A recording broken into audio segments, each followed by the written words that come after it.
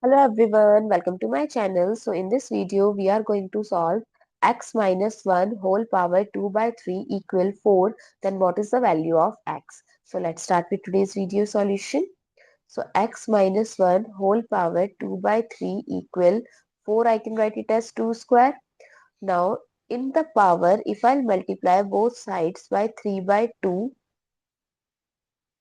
so we can cancel out this and this as well. So left hand side is x minus 1 only and right hand side is 2 power 3.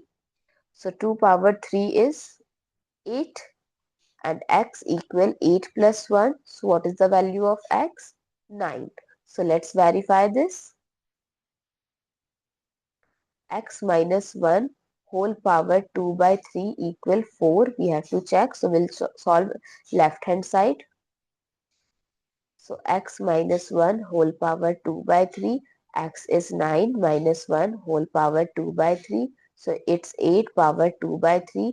8 I can write it as 2 power 3 whole power 2 by 3, which we can write it as 3 times 2 by 3. So it will cancel out.